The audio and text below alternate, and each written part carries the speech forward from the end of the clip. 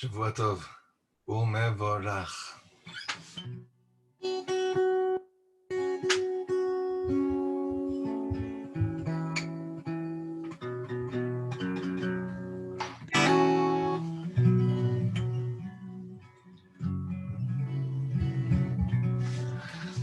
All right, everybody, Shavua Tov Morach. Let's start learning. Let's start singing a little bit. One strong nigun. I miss singing this nigun with you guys on Shabbos very much, so we'll sing it now. I'm sure you know what I'm talking about.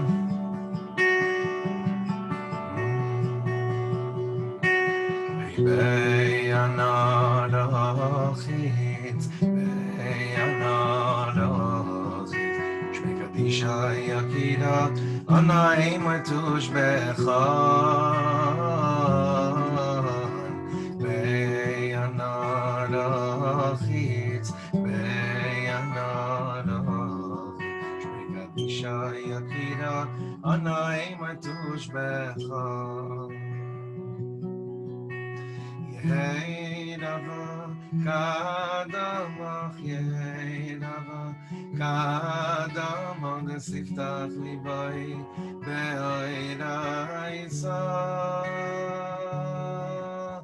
Yeirava kadamach Yeirava kadamach Siftach libai be'oiraisa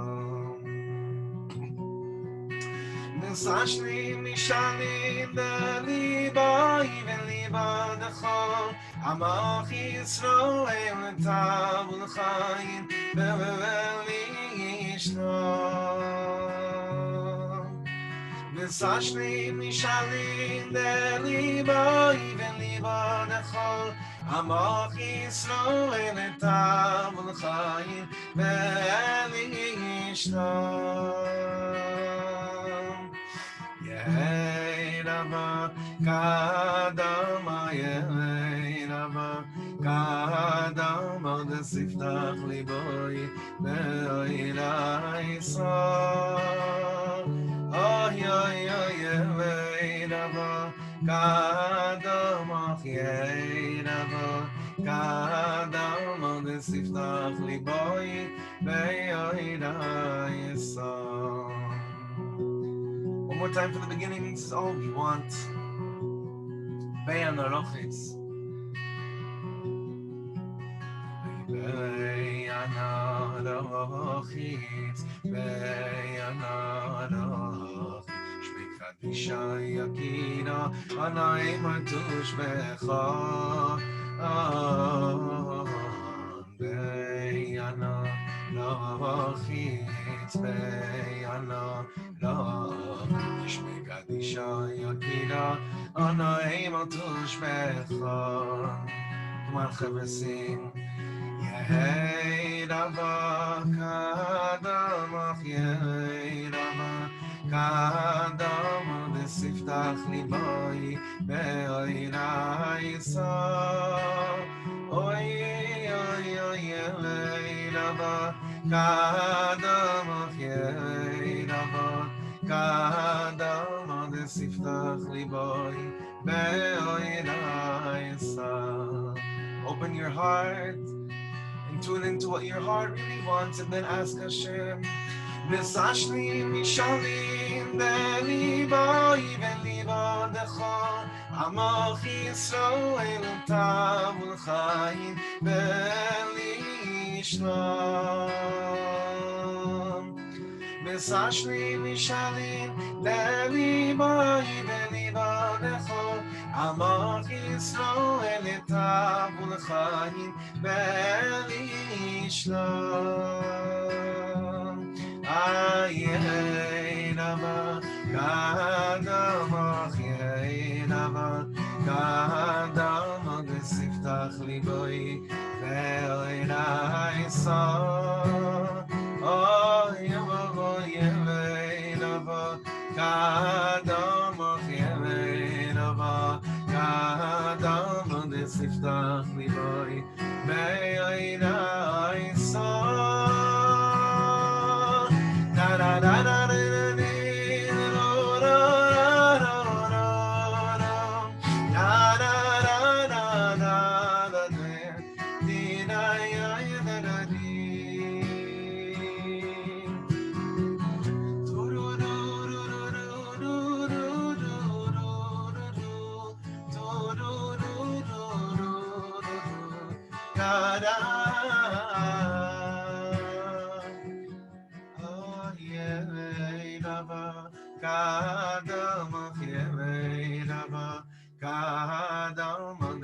Tach liboy be'yoynai son Yevei lava kadama Yevei lava kadama desiftach liboy be'yoynai son.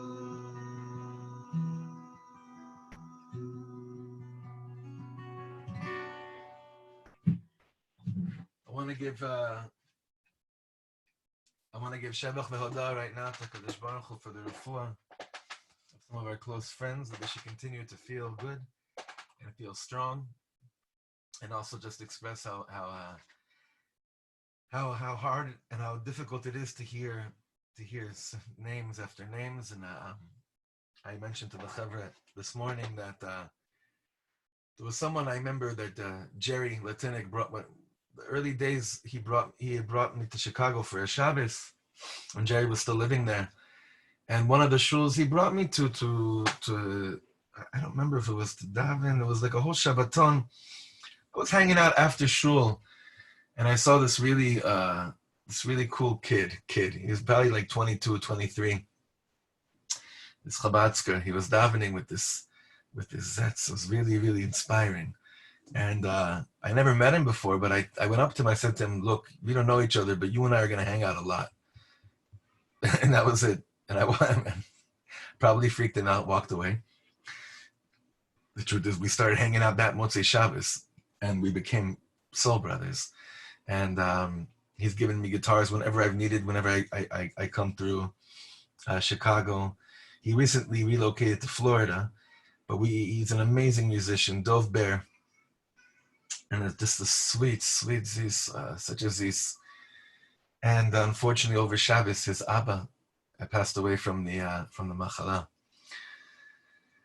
from this virus. So our hearts are like, it's like Hazarim Bedima Berina. We're happy and we're broken at the same time. We're happy for the refuah of our friends, and we're devastated by our friends that are sitting Shiva. And there's so many emotions going up, and the Piasetzner Rebbe told us so many times that whenever you feel something, don't ignore it, no matter what it is, because it's a window into your neshama.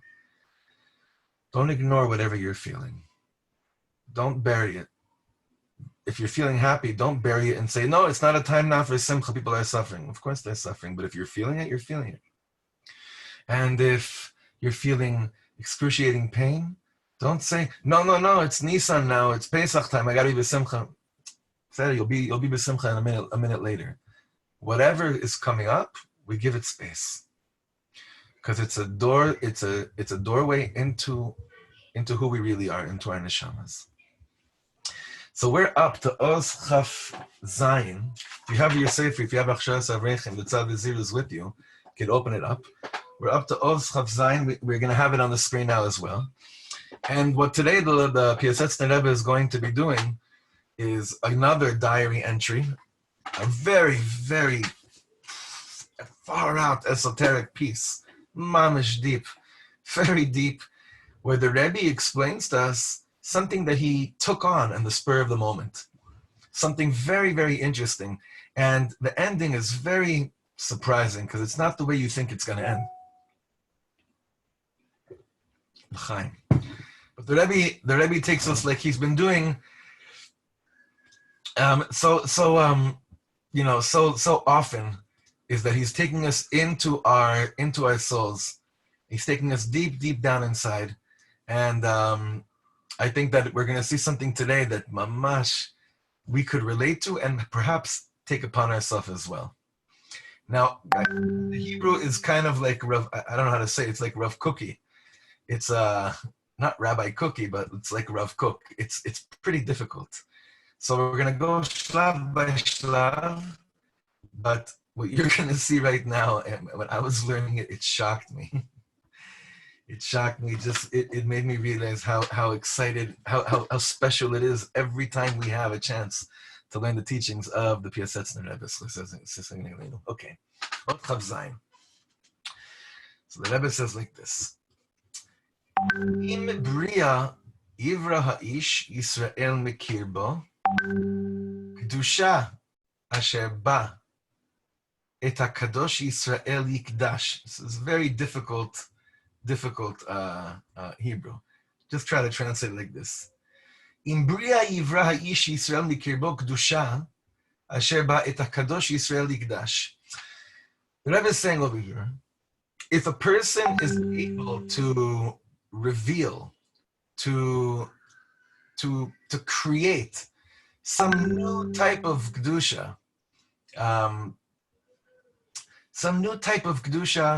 that it never existed before.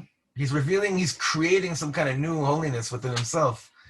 And it's a holiness that reveals who he really is. This is a yid that's trying really hard to uncover certain aspect of himself, but he's creating something yesh me'ayin. He's doing something he never did before. He's creating something completely new. As kol asiyotav, af asher yivadem milibo la'asot l'shem Hashem l'sha'a zu.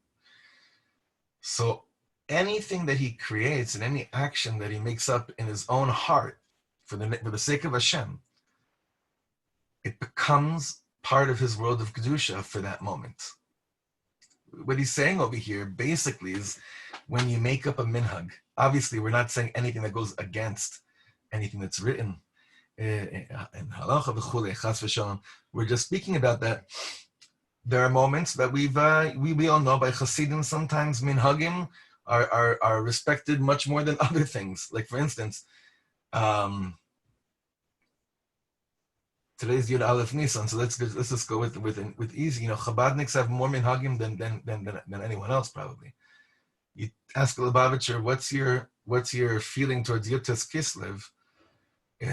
Quite frankly, for some of them it might be just like Leila Seder or Yom Kippur, meaning a minhag can be enhanced to such a degree because I'm not saying Yud Kislev here, but the Rebbe is saying if you take something upon yourself because you feel this will reveal something about you that you need to, doesn't have expression yet in this world.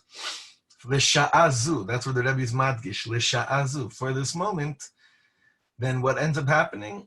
Leguf kedusha yithavu. This becomes part of the guf of kedusha. Gam gufo, the end of this first paragraph, gam gufo mi gufam yartiach yetoses gam yitkadash.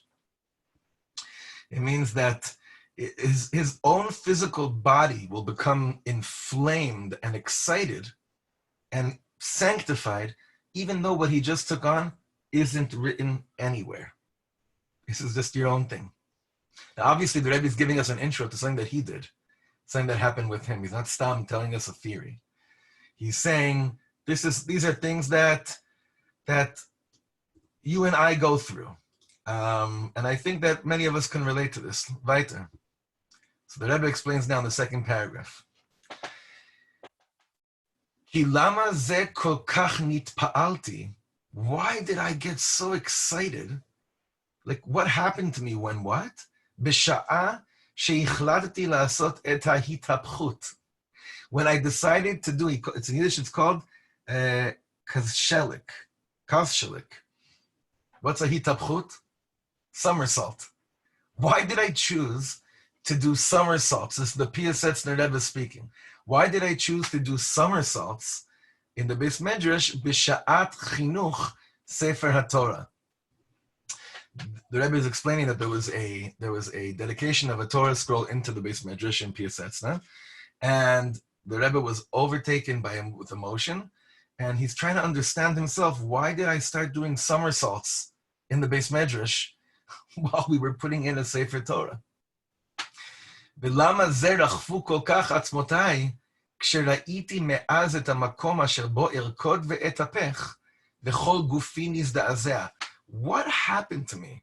Why did my bones start shaking in utter awe while I was standing before the space on the floor where I was about to start doing somersaults? Why was my body shaking? Why was I inside trembling?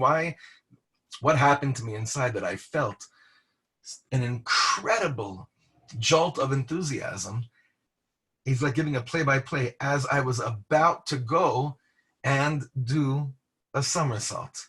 Now, I don't know about you, but whenever I've imagined the Piasetzner Rebbe, somersault is not a thing that I ever associated him with.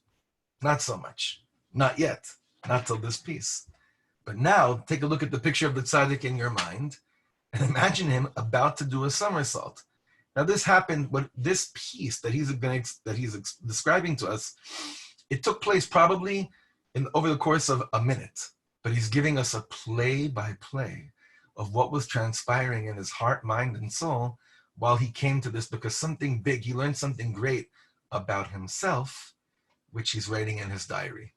Okay, let's continue.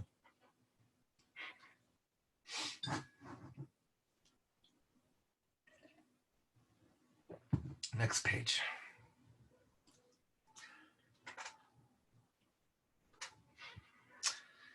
In the Sefer, if you have the Sefer, we're in the bottom of Shin Mem Gimel. But we'll look at it over here. הרבה פעמים תשוקת האיש ישראל מתלקחת בו הרבה יותר ממצבו, מתורתו ומעבודתו. Quite often, the passion of a Yid מתלקחת בו. It overtakes you much more than where you're holding. ואומר, מי ייתן לי איזה עשייה גדולה וחריפה, ואעשנה לשם השם. So, like we said many times, the passion and longing of a Jew is ignited within him, and it's far beyond his actual place in Torah and Avodah. And what happens to you is that you say to yourself, wow, if only I had some holy chutzpah, some audacious thing that I can do now for the sake of Hashem. You know, you feel, it's like these moments where you feel like, you feel on fire. You're not really such a gewalt usually, but you have a moment of feeling very much on fire. And you say, I gotta do something. I gotta do something much more than just put on tefillin or put on tzitzis or say a few tehillim. It's not gonna work for me right now. It's not a big enough vessel, or it's not the proper vessel for what my soul is feeling right now. Meaning, I need to create a minhag. I need to do something I never did before. It's not written anywhere. I'm not gonna find it in a sefer. It's something that I am going to come up with, right? Third line, ליבו נופל בקרבו, מה תורתי ומה כל עבודתי, גם נפשי לא תיסבע מהן, ואף עצם התואר ומקור הקדושה. So he's saying, whatever I have going for me till now, it doesn't satiate my neshama. I need more. I have some kind of passion, and it needs something else. It needs something more. It needs something more.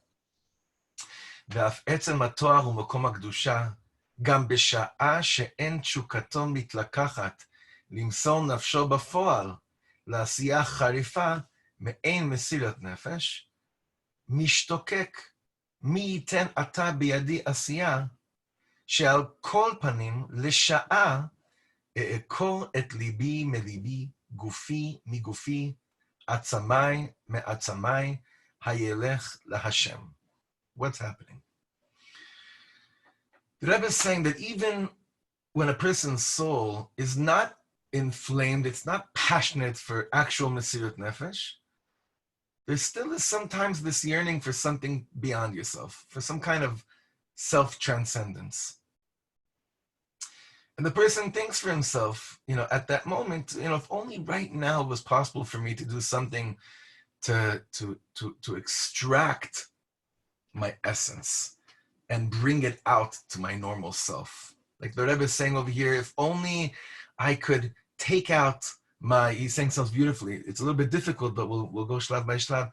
If only I can right now, mi yitenata biyadi asiya, for the moment that I can ekor libi mi libi, like whatever I know of my heart, I want to extract the essence of my heart and have that be in the front.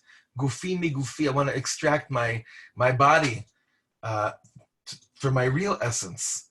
It basically keeps on saying over here, even though I'm not like a yid that's going to now do the holiest thing in the world, there's a part of me that I would do anything to get a little bit of a clearer taste of who I am by expressing myself in a way I never expressed before. And it's not something that someone can dictate to you. I'm just wondering, for those of us on the Zoom, does this remind you, you could type this into the chat, does this remind you of anyone in Tanakh? Does this remind you of anyone that had this moment of such excitement and acceleration that you felt the need to do something quite similar to what the Rebbe described? Yeah, of course. It's David HaMelech, where it's almost the same exact story. When David HaMelech is dancing, decides to start dancing before Aron Hashem, right? And that's where Michal rebukes him, the whole story over there. There are other times where these things happen, but it'd be just as cool or even cooler if you found that in your own life to see where have I gone out of my norm and needed to express myself and do something that maybe no one ever thought of or no one ever will. But this is what the Rebbe is saying. The Rebbe is explaining to us what was happening to me while we brought the Sefer Torah into the Beis Medrash and Piasetzner. Something was going on inside of me. I didn't really understand it at first, but I knew I had to do something. I had this urge to do something really strong. Next paragraph. When I prepared myself for this putting the Sefer in the Aron, something of my passion was overtaking me with utmost koach, and my body was on fire. My bones were burning with fire. It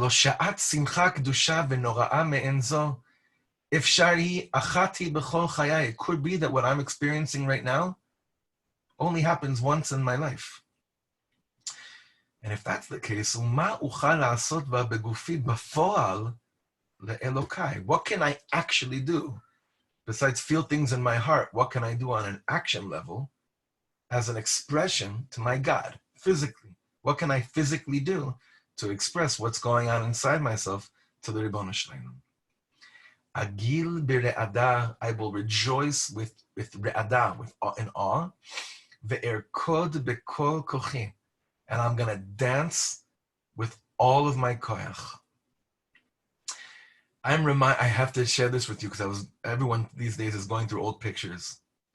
I don't know if you saw our friend Sam Uziel posted his whole this bar mitzvah album the other day. Everyone's going through old pictures. It's so cute. So I've been sharing some pictures with some of the chevra. There's a picture from my wedding that I remember it happening live. We had the privilege of Rav Weinberger coming out to be at our wedding. And there's a moment, I'll never forget it, that so in the beginning of the dancing, the truth is, I don't even know if anyone on this that's learning with us now was there. It seems like lifetimes ago, besides my soon-to-be brother-in-law at the time, Yudi. That's right. He was dating my sister. Or was he? No, he wasn't engaged yet. He was dating my sister. Suddenly, there was like, mamish, there was like 1,000 people there. It was crazy. You couldn't move. You couldn't breathe. And at a certain point, I suddenly felt like tons of people making room, like this, going like this, and in came the captain into the middle of the circle. Rav Weinberg was put into the middle of the circle. I have a picture of the moment that I'm describing. I'll share it with you guys afterwards. Rebbe started dancing with his arms up in the air like this, and he was dancing stronger than all that. I was teaching at Torah Shraga at the time. There were a bunch of 18-year-old yeshiva bachers there also. He put them to shame. But it was the simcha of, like the Rebbe says over here, agil, what's the language? Agil bir'ada ve'erkod bekol kochi. You ever see a tzaddik dance? Watching tzaddikim dance is, I think, one of the most purifying things for the eyes. If your vision, if you can absorb that, a tzaddik dancing, it's unbelievable. It's really, really unbelievable. Interestingly enough, from all the hundreds of hours of Reb Shlomo footage, I only saw him dance like once or twice because he's usually the one that was playing or singing, causing others to dance.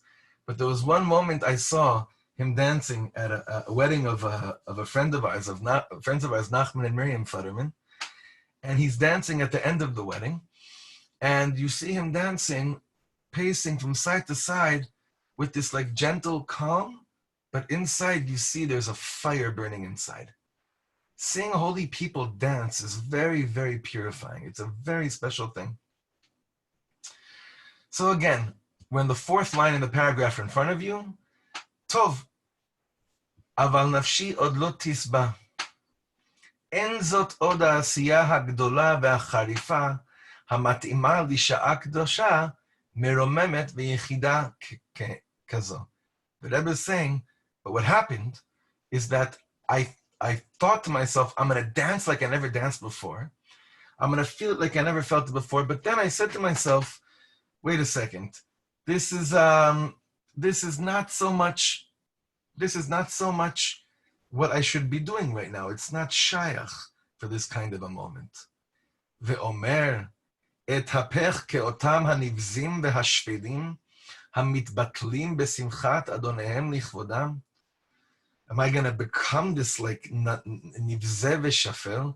I'm gonna basically become something so low, so disgraceful, and start dancing like this. It's not kovedik. It's not kovedik. Dancing like there's the thing called dancing for the king, and then there's something like doing somersaults, and that's not really the same exact thing. Yeah, Yossi, I mamish remember exactly what you're describing. When Reb David Miller was dancing on the street right in front of the Crown's house to the shul, and he was waving his arms like this, I'll never forget that also, mamish. Such purifying imagery. It's true. But the Rebbe, so let's go back over here. So the Rebbe is saying again, I have this thought to do what I explained before, but then this other thought came inside of me and said, it's disgusting. Who are you to do such a thing? And now he says, who comes and starts to mess with him? The Satan. He comes also. V'yigabi ha-Satan limnot bi. Ma ha'avodah azot lecha, ma ta'am yesh ba. The Satan comes and tells me, really? You think this is an avoda to start doing somersaults? Who are you to do such a thing? What reason, what taste is there behind it? You think God cares if you do a somersault or not? That's what the Satan is saying inside, right? You think God cares if you're doing a somersault or not? And then it has even like, the common sense factor. Hey, you're not 20, You sure you want to do a somersault? It might affect your health. Yazik libriutcha. Are you sure you should be doing such things? And further, aren't you nervous? You have to establish, you're a Rav. You're a Rav. It's your Beis Medrash. Aren't you nervous that you're going to look like a Meshugana? You're going to look like a fool in the eyes of your Balabatim? Maybe they're going to stop writing the checks. Maybe they're going to stop coming to shul because they'll say our Rav is a freak.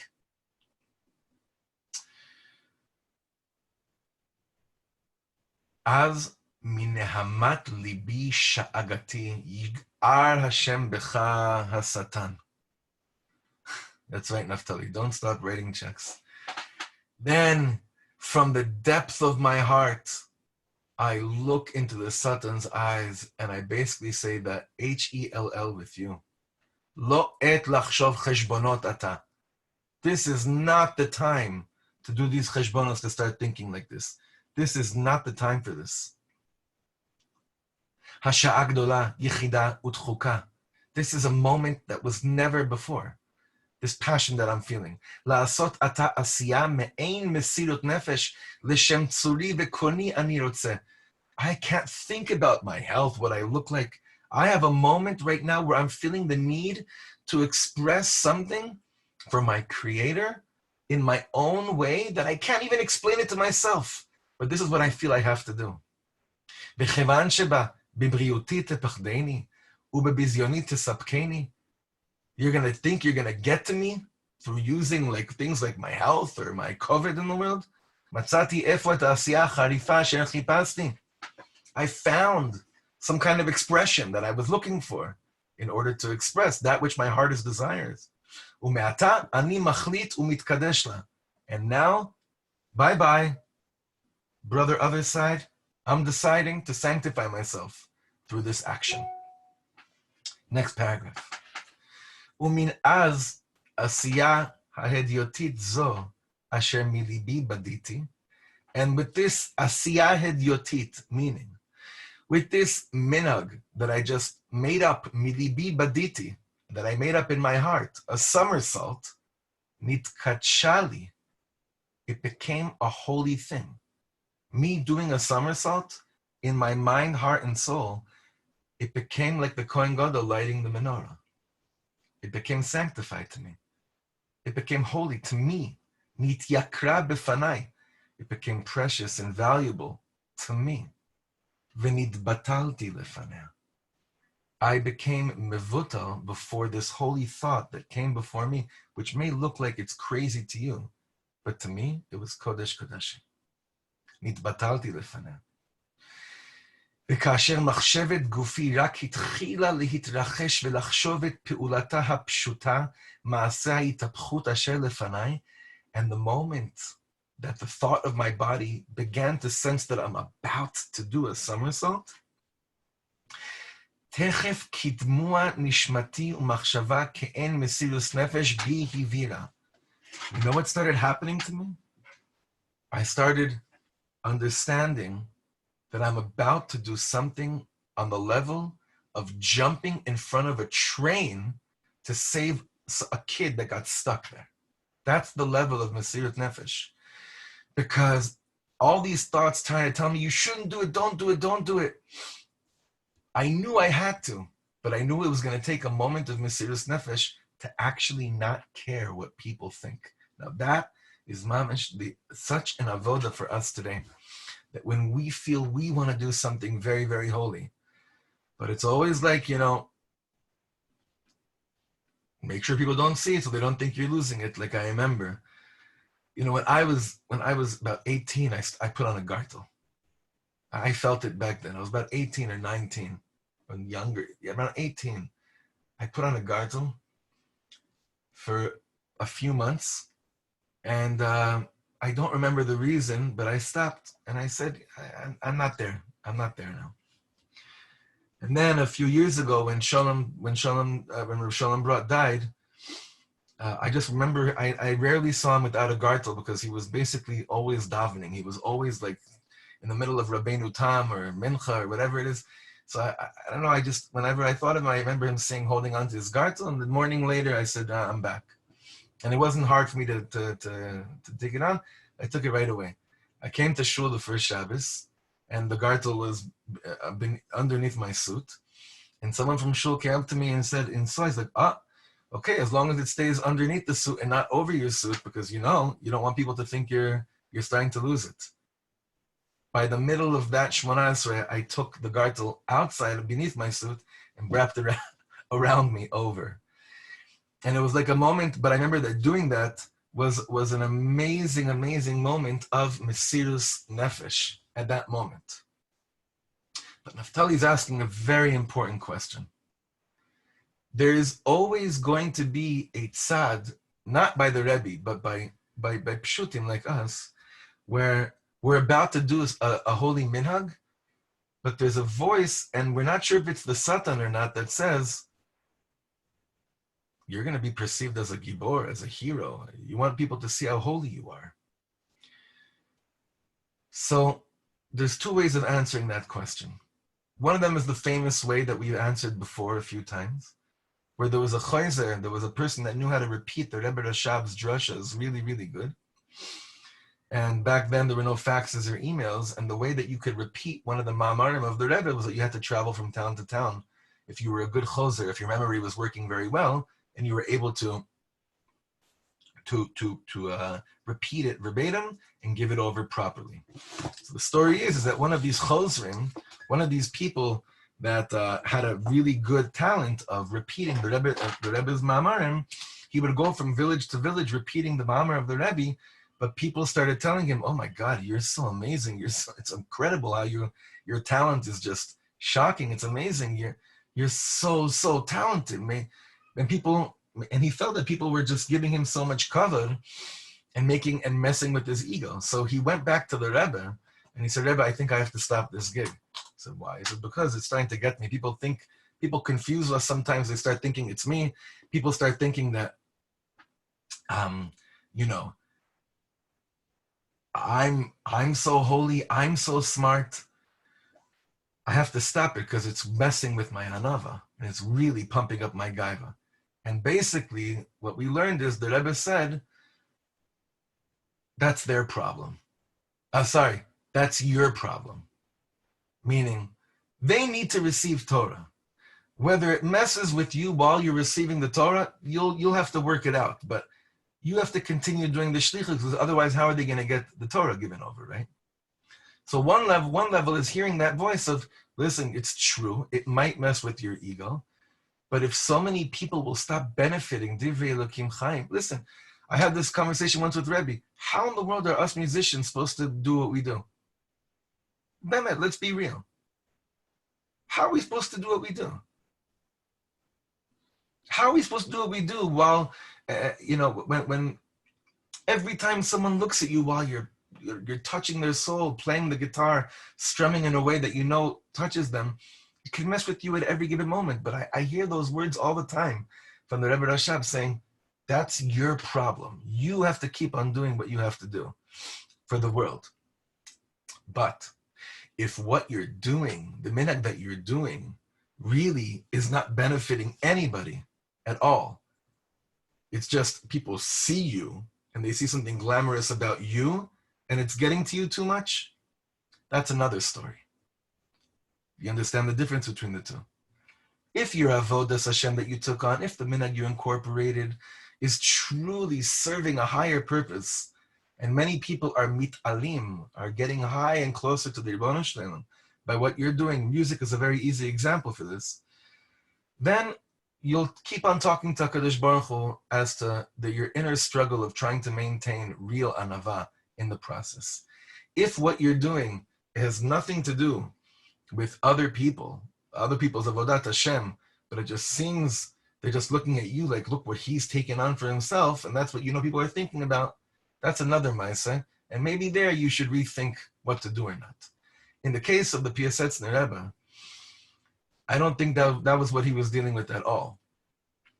He wasn't dealing with people might think I'm holy. He was dealing with people might think I'm crazy. Because for the Rebbe to do a somersault wasn't like taking on a world, didn't look like he was taking on a world of Kedusha. It might have looked like he was losing his mind. Okay, let's go weiter. The point over here, what he was saying is that in his neshama, that somersault was like taking on to learn Siyam, like taking on Siyam Hashas. It was like taking on the highest and holiest thing. You know why? Because he listened to his soul and he knew that he had to do something so extraordinary, and he knew that it might look crazy, but en ma'asot, this is what his neshama was feeling at that moment, and he knew he had to do this. He knew he had to do this. Now, Yuri just pointed out to something very important in the chat. It's true that the simcha of Simchas Beis HaShoeva, which Chazal describe as a simcha like none other in the world, let me remind you all what that simcha looked like. Rabban Shimon ben Gamliel, the Nasi of the Sanhedrin, did what's called a kidah, the Gemara in Sukkah says. We learned this before. What's a kidah? What does Rashi say? What was the dance that he did? He did a thumb stand. He stood on his thumbs, a headstand on his thumbs. And the Gemara says that at the moment that Rabbi Shimon ben Gamliel did a thumb stand, the simcha was the highest thing in the world, in the universe. Can you imagine the Shlomo Rebbe walking into a circle right now and doing a headstand on your thumbs, on his thumbs? We see this. You think Rabbi Shimon ben Gamliel didn't worry maybe this was going to look crazy? But he did what he had to do. He did what he had to do. Let's go back into the text. We're in the middle of the paragraph, of the second paragraph on the page. Lo hitapchut pshuta ra'iti kvar bedimioni. The Rebbe says, when my mind and soul realized that I was about to do something, take on something that'll incorporate the tremendous kedusha in my life, it wasn't the simple somersault that I saw in my mind anymore. It wasn't. It was a somersault, but that's not what it looked like. It looked like Rak'ein Mizbeach Hayamavik Le'enai. That somersault I was about to do was like approaching the Mizbeach in the Beis Medrash. That's what it looked like. I was about to bring a korban on the Mizbeach. Hamakom asher bo b'sha'at chinuch sefer Torah na'avor. Hakol nitkadesh ve'akol le'esh bo'eret hitlakeach. Right as this, right where the Sefer Torah was about to be put in the Aron, it seemed like it was a mizbeach. It might have seemed like the Kohen Gadol going to the Kodesh Kodashim.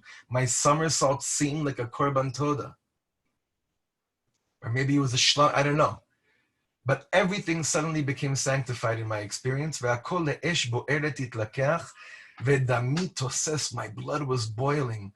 Ve'enai zolgot ma'ot, and my eyes started tearing. Mi ubame, bottom paragraph, mi ubema nitkacha l'sha'a. For the moment, I did all this in the moment. What became holy in this moment? Asiya zo milibi baditi. I made up this whole thing. It's something I invented. It's something that just came out to be from my heart. Velama ze gam gufi mimena kol kach pirkes. How could it be that for something that I made up, my body, my physical body, mamish felt it and became on fire? If it's something that I made up, Mele, Leil Pesach, if my body starts to feel it and I get very enthusiastic, I can understand why. Because we have thousands and thousands of years of people doing this and of Chazal describing to us what happened in Leil Seder. That I can understand why I feel it so much. But why over here am I feeling it in such a way? So the Rebbe says, you know why? Imlo al yedei nitzotzot hatovim asher mikvar bi nitkaptzu ve'ata nivra'u. I started gathering all the sparks that during my life, there were sparks of moments of wanting to express something, but I shut them down. But over here he's saying all those sparks found a home. And I gathered them all together. All the sparks came into my home. I gathered them all together and I said, come, be with me now. You have a place to express yourself. On the bottom over here again, Im lo al yedei nitzotzot hatovim asher mikvar bi nitkaptzu ve'ata nivreu. And now these sparks created a big fire. Asher gam hapachot miYisrael zoche lahem. Even a low person in Am Yisrael merits this. Because even a low person has a lot of moments where he wanted to do something good, but he never came to fruition. ומה מאוד שמחתי בראותי אחר כך בפירוש עץ יוסף, במדבר רבה, ד' שמביא במפורש, אחר שדוד המלך התהפך לפני ארון הקודש. And then he said, I got so excited when I saw in Chazal that they explained that when David HaMelech was dancing, what did he do? What was the dance? It was a somersault. So I got so excited when I saw this also, that this was the story by David HaMelech. Okay, let's continue. Now he says, this is the ending that I told you, may be pretty surprising. Efshar rimiti atzmi. It could be I tricked myself. What does that mean? Umi yerav li she'asiyati zot be'emet nitkacha be'ota sha'a. Will I ever know? Can someone give me a guarantee that I actually really did become holy at that moment? Ve'lo rak chazon libi haya, ani kartia v'ani orarti et atzmi. Maybe it was just me going through literally a trip, and maybe it wasn't real. It could be just a vision of the heart, but maybe it wasn't real. Why? Now, why does the Rebbe doubt the sincerity of the moment? Because now he's going to explain to us what he actually ended up feeling. This is shocking. Ki halo el ha're'iya asher kiviti la lo zachiti. The vision I thought I was going to get to, I didn't merit. It didn't end up happening, meaning the outcome of that emotional outburst did not produce what I was certain that it was going to produce. והרוח אשר כמעט הייתי בטוח בו שיתגלה לי באותה שעה לא נתגלה. The spirit that I was almost certain was going to be revealed to me at that moment was not revealed. So therefore, the Rebbe says, if it didn't end up happening, meaning if the outcome of the expression did not produce what I thought it was going to produce, what does it say about the experience? It doubts its sincerity, right? Just like many of us, when we daven for something so strong and we feel so close while we're davening, and we're certain that our tefillot are going to bring down the answer that we want, and it doesn't end up happening, what happens to us quite often? We go back and doubt the sincerity and the realness of how close we were while we were davening. This happens to us all the time. So the Rebbe says, fourth line, Aval chas v'shalom lachshov ken. God forbid you should doubt what you were experiencing in the beginning of this chapter. Gam zeh pituyei yetzer hara. This is also one of the seductions, the seductive ways of the Yetzer Hara, listapek belichfor b'ma shero'im margishim b'kodesh. This is a tremendous trick that the Yetzer Hara pulls on us all the time. Saying to us, if it was for real, you would have ended up having the visions that you were certain that you were going to have, if it was for real. If it was for real, Hashem would have answered you. If it was for real and you actually became holy, then you would have experienced the highest trip you ever had in your life. He's saying that's the Yetzer Hara coming. That's why we say in Mari, v'hases Satan milfaneinu u'me'achareinu. Remove the Satan me'achorai. That's trying to put its shade over what I just went through. That's also where the Satan works. Fifth line, end of the fifth line. Ki ha'ech yuchal hachai lehakchish et asher ba'alil bekirbo chai.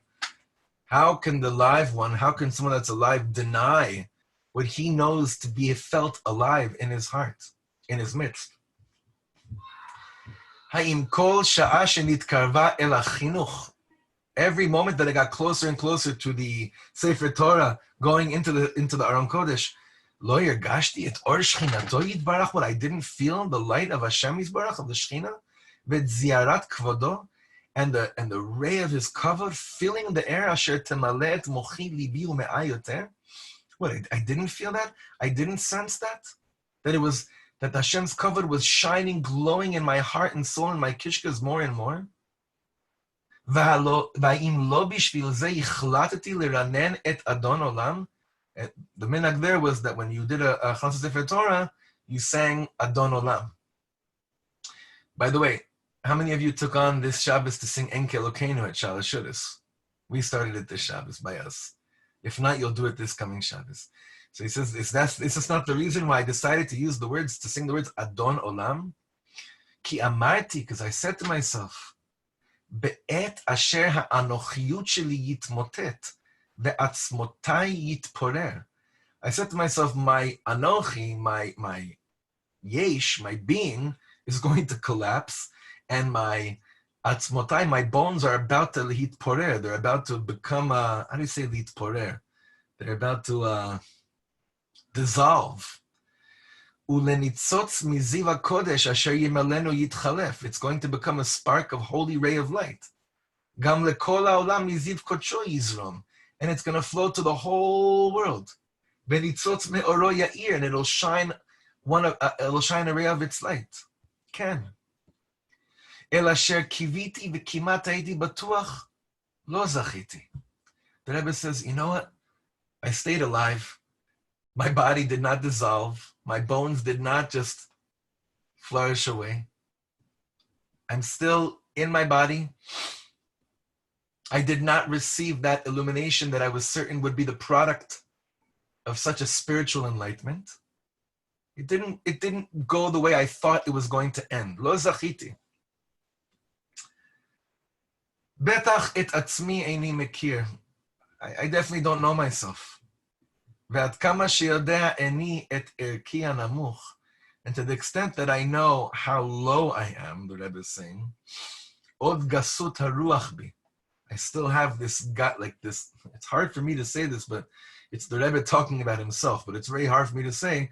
And the Rebbe is saying, I know how low I am. I know how prost I am. I know how much my spirit is still so namuch.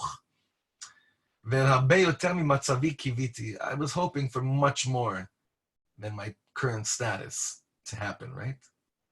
But this is the dagger. Look how he ends this. Aval et asher hirgashti, hirgashti. What I felt, I felt. No one can deny that. No disappointment can deny the buildup. What I felt, I felt. That moment of Mesirus Nefesh, of doing that somersault, that was real. It is like very good Yeshua. It's like you said over here, it's irreversible. It happened. No one can take it away from me. Et asher hirgashti, hirgashti. Ki gam et asher yivdeh hapachot miYisrael la'asot laHashem. Because even the lowest person in Am Yisrael that feels a moment of making something up to express what he's feeling inside for Hashem, l'sha'a mitkadesh. For that moment, it becomes holy.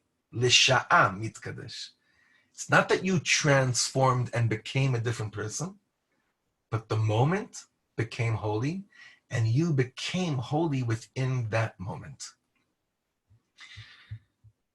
I'm waiting for someone to write their thesis based on this piece from the Piasetzner, because it's kolel kol Torah kula. The whole Torah is in this piece.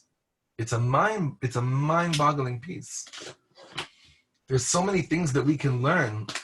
There's so many things that we could learn about this, about ourselves, from this piece. And if the Piasetzner Rebbe is talking about himself in terms of, I was certain that I was going to go up and reach all this, and you know what, and it didn't happen, then you and I, in our level where we're at, shouldn't get too frightened from moments that don't end up being as high as we hope they would be. Maybe the point is, are you big enough a person to not deny the beauty that was? Quite often, I'll tell you the truth, it happens to me. Mamash, it happens a lot that when I'm learning or preparing a shiur, for instance, preparing a drasha in shul, right? Something incredible may happen to me while I'm learning or while I'm preparing that honestly rarely ends up manifesting when you're by the amud, when you're by the bima. So then I start saying to myself, well, that whole prep, was that even real? Because the closeness I was feeling when I was preparing was so gewalt. But then when it came time to bring it to life, it wasn't there. The Rebbe is saying, do not doubt the moment that your passion led to an action, and you ended up doing the action, but the action didn't end up manifesting and producing what you thought would connotate utmost holiness. So there's so many different levels of the psyche that we could describe here.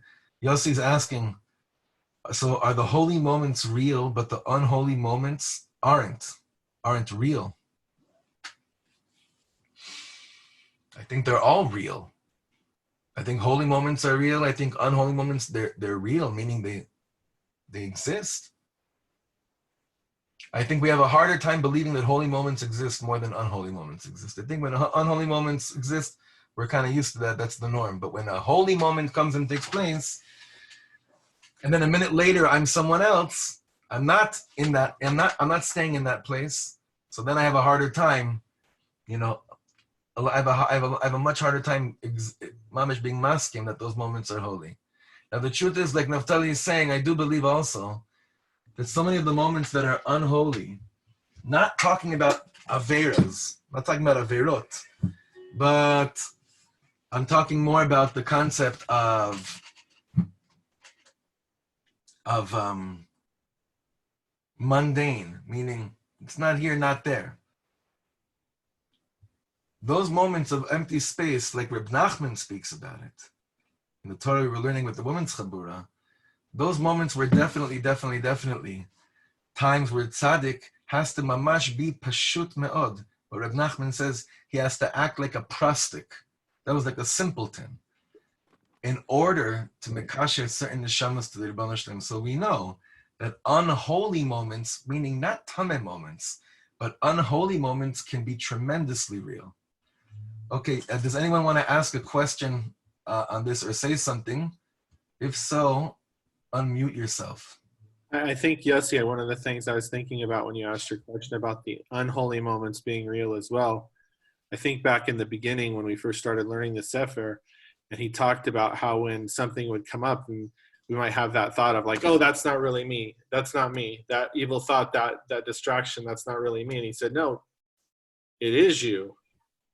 Like it is part of you, and you need to take ownership for that too. And I think that maybe part of this piece is the balance of saying those moments that come up that we need to deal with and do soul work on, and not just push them off and blow them off as if they're not us. Those are stimulations of soul work. But at the same time, that when we feel this holiness rising up to do something, l'shem shamayim, and we do feel, but it might seem crazy to also accept that that's also our unique individual neshama wanting to express itself to Hashem, and that's also us. Yeshur koyach. Anybody else?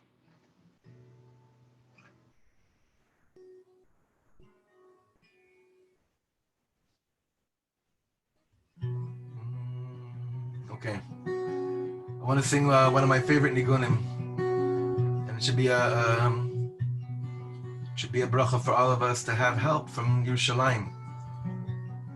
It's one of my favorite Chaim David nigunim.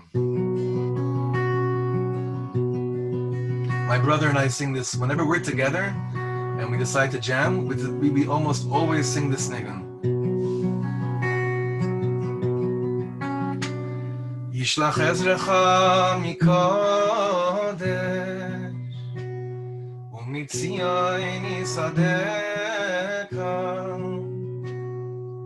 Yishlach ezrecha mikodesh umitzion yisadeka. Yishlach ezrecha mikodesh umitzion yisadeka. Yishlach ezrecha mikodesh umitzion yisadeka. Dirina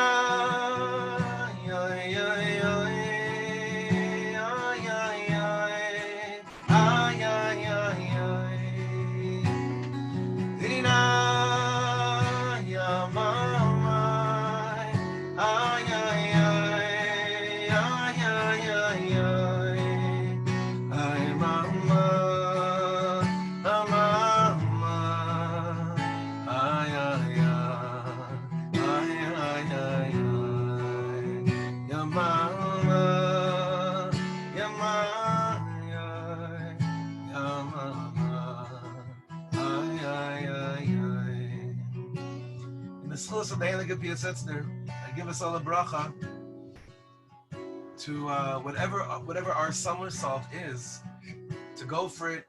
Hopefully the shul we're building is giving space to that. Hopefully the homes we're building is giving space to that for us and our children.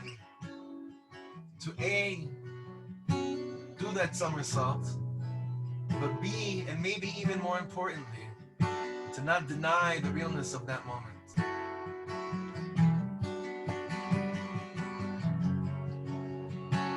Yishlach ezrecha mikodesh, Mitzion yisadeka. Yishlach ezrecha mikodesh, Mitzion yisadeka. Yishlach ezrecha mikodesh, Mitzion yisadeka. Yishlach ezrecha mikodesh, Mitzion yisadeka.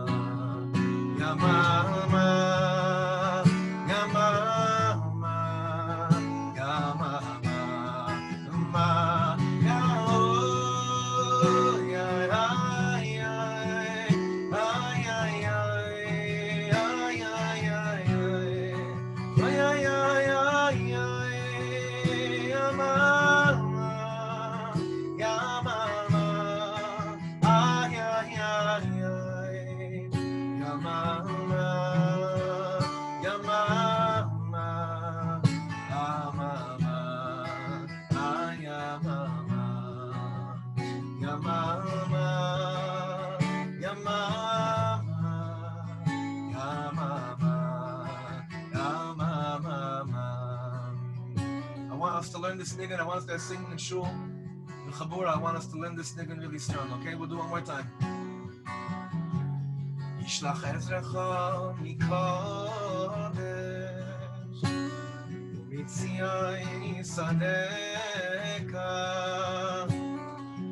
Yishlach ezrecha mikodesh, Mitzion yisadeka. Yishlach ezrecha mikodesh, Mitzion yisadeka. Yishlach ezrecha mikodesh, Mitzion yisadeka.